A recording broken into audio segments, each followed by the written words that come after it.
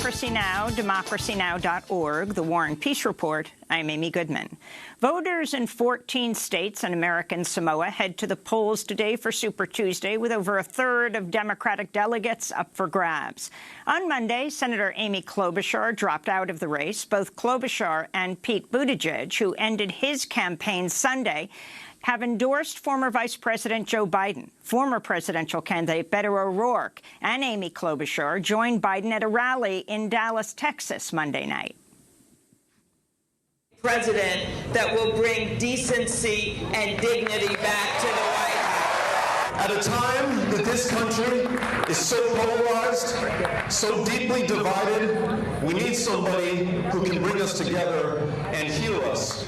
We need somebody who can reestablish the moral authority of the United States. That was Beto O'Rourke. Before that, Senator Amy Klobuchar. NBC is reporting while Barack Obama is not formally endorsing any candidate at this stage, he's been speaking to Biden and other moderate Democrats, including Pete Buttigieg, on Sunday, the day he dropped out of the race. A slew of other Democrats have also endorsed Joe Biden following his South Carolina win, including former Senate Majority Leader Harry Reid, former National Security Advisor under President Obama, Susan Rice. She also endorsed Biden. On Monday, Bernie Sanders responded to a reporter asking if he believed Buttigieg dropped out of the race as part of an effort to stop Sanders' path to the nomination. Look, it is no secret, I mean, the Washington Post has 16 articles a day on this, that there is a massive effort trying to stop Bernie Sanders. That's not a secret to anybody in this room. President Trump has also said in recent days the Democratic Party is rigging the election against Sanders. Meanwhile, The Nation magazine has endorsed Bernie Sanders. They write, quote, Bernie Sanders and the movements he supports have created a populist moment, a vibrant and growing alternative to the tired shibboleths of austerity and market fundamentalism. They're exposing and upending the white nationalist con that promises a blue-collar boom while cutting taxes for the rich and gutting health care, environmental protection, and education for the rest of us, unquote. Emily's List, the political action committee that supports pro-choice Democratic women, endorsed Elizabeth Warren Monday. Billionaire former New York City Mayor Mike Bloomberg vowed to stay in the race and will appear on the ballot for the first time today. In Nashville, Tennessee, which is also holding its primary today, a tornado has left at least 6 people dead and thousands without power. The death toll from the coronavirus on U.S. soil leapt to 6 people Monday, all in Washington state, prompting King County to declare a state of emergency. At least 15 different states have now identified cases, with over 100 known cases countrywide, though it's not clear how many people have coronavirus because of the lack of tests. The Centers for Disease Control has come under fire for issues with its original diagnostic test kit, which then took weeks to rectify. The CDC also removed statistics on its website Monday, tracking the number of people tested for coronavirus. This weekend, the agency said fewer than 500 Americans have been tested so far, but Trump claimed Monday 1 million tests might be administered by the end of the week. South Korea is reportedly administering 10,000 tests per day. In New York, where the first case of infection was confirmed this weekend, one man has taken to self-quarantining himself in his Brooklyn apartment after the CDC refused to test him despite having symptoms that appear to be consistent with the coronavirus and the pleas of the hospital. This is New York City infectious disease doctor Matt McCarthy speaking on CNBC. Before I came here this morning, I was in the emergency room seeing patients. I still do not have a rapid diagnostic test available to me. Well, that's easy to do, is it not? Is it hard to manufacture? It is easy to do for some countries. What happened in the United States is that the CDC created a test, messed up a reagent, sent a test out to 50 states, and then said, oh, hold up, don't use it, let us fix it. How quickly it's can now we get March. On track now, Matt? We hear that it's coming very soon, but I'm here to tell you right now, at one of the busiest hospitals in the country, I don't have it at my fingertips. I still have to call the Department of Health. I still have to make my case, plead to test people. This is not good. That's Dr. Matt McCarthy on CNBC. President Trump, meanwhile, continues to rail against Democrats over the coronavirus. At a rally in Charlotte, North Carolina, Monday, he accused Democratic lawmakers of being fringe globalists who would prefer to keep borders open, which he says will prevent the containment of the virus. This comes after he claimed criticism of his handling of the outbreak as part of a Democratic hoax. The global death toll for the coronavirus has topped 3,000 with over 90,000 confirmed cases. In Afghanistan, the Taliban says it's resuming operations against government forces after the partial truce which preceded the U.S. Taliban deal signed this weekend. The Taliban also said it would not move forward with intra-Afghan talks until the Afghan government releases 5,000 prisoners, which Afghan President Ashraf Ghani said he refuses to do. On Monday, an explosion at a football field in eastern Khost province killed at least 3 people, wounding 11, though no group immediately claimed responsibility. U.S. Defense Secretary Mark Esper said he gave the green light to begin the withdrawal of U.S. troops, but that he expects violence to continue throughout the process. Long, windy, bumpy road. There will be ups and downs, and we'll stop and start. That's going to be the nature of this over the next days, weeks, and months. In the Mediterranean, a child has died, another hospitalized after a boat with dozens of refugees capsized off the coast of Lesbos, Greece.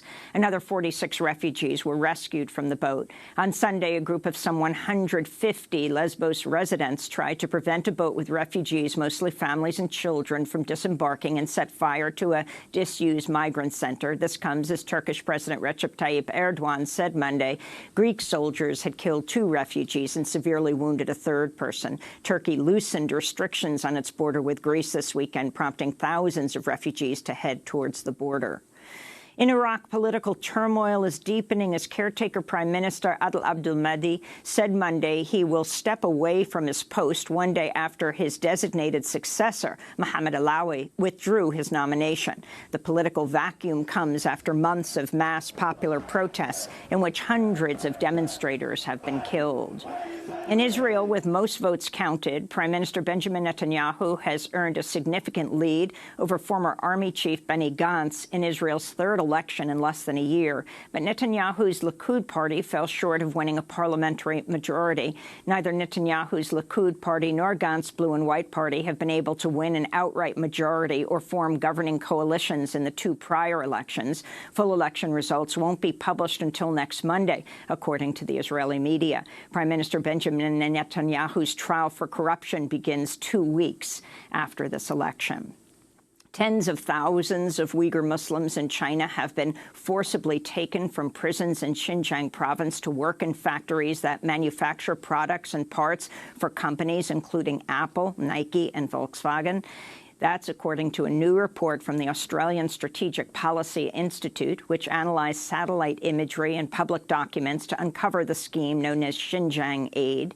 Workers are forced to study Mandarin and subjected to ideological brainwashing. They're also barred from observing their own religious and cultural practices. The report says at least 80,000 Uyghurs have been forced to work in the factories since 2017. In Nicaragua, beloved poet and priest Ernesto Cardenal has died at the age of 95. Cardenal supported the Sandinista revolution movement that overthrew U.S.-backed military dictator Anastasio Somoza in 1979. Cardenal went on to become Nicaragua's Minister of Culture under the Sandinista government from 79 to 87. His involvement with the Sandinistas caused the Vatican to suspend his priesthood in the 80s, but it was later reinstated by Pope Francis. Cardenal was deeply influenced by liberation theology, which focuses on social and economic justice. In his final years, he became a vocal critic of his former Sandinista ally, Daniel Ortega, after Ortega returned to the Nicaraguan presidency in 2007. Back in the United States, the Supreme Court agreed to hear a case in the fall term on whether the Affordable Care Act is lawful. A lower court in Texas ruled in 2019 the individual mandate in Obamacare was unconstitutional, throwing the entire system into question. Meanwhile, on Wednesday, the Supreme Court will hear a pivotal abortion case involving the state of Louisiana. The case challenges a statute requiring doctors performing abortions to have admitting privileges at a nearby hospital. In 2016, a similar law in Texas was ruled unconstitutional by the justices, but two conservative Trump nominees, Justices Brett Kavanaugh and Neil Gorsuch, have tilted the court further to the right. In other reproductive rights news, the Utah Senate passed a bill Monday that would ban abortions except in cases of rape, incest, if the life of the pregnant person is at risk, or if the fetus isn't viable. The bill will now be taken up in the Utah House. In more related news, Argentina is set to become the largest Latin American country to legalize abortion. President Alberto Fernandez said Sunday he'll send a bill to Congress in the coming days. On Monday, Colombia's top court rejected a move to legalize abortion. Longtime MSNBC host Chris Matthews is out at the cable network after a string of recent controversies and accusations of sexual harassment.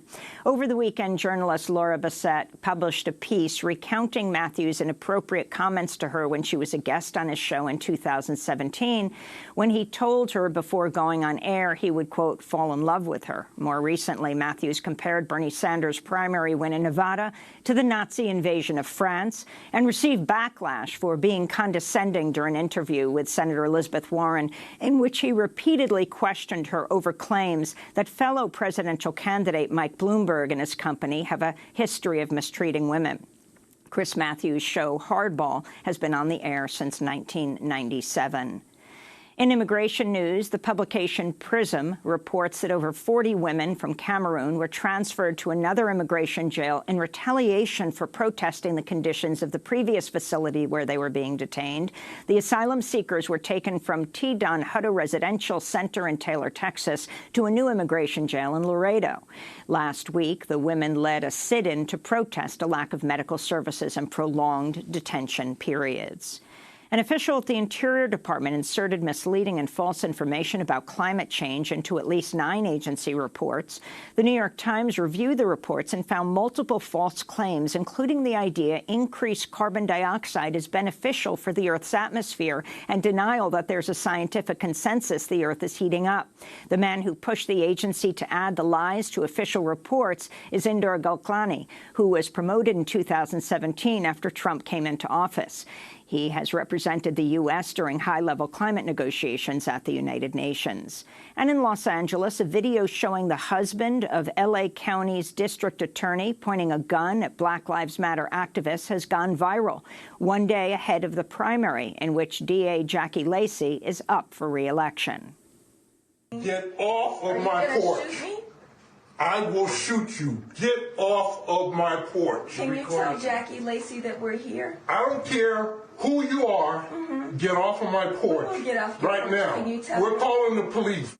The video was taken by Cal State professor and organizer Melina Abdullah. Abdullah and other activists were at Lacey's house to compel her to fulfill a promise to meet with Black Lives Matter organizers. Lacey has been criticized for her handling of cases involving police brutality. She's being challenged in the primary by 2 progressive candidates. Lacey's apologized for both herself and her husband over the incident.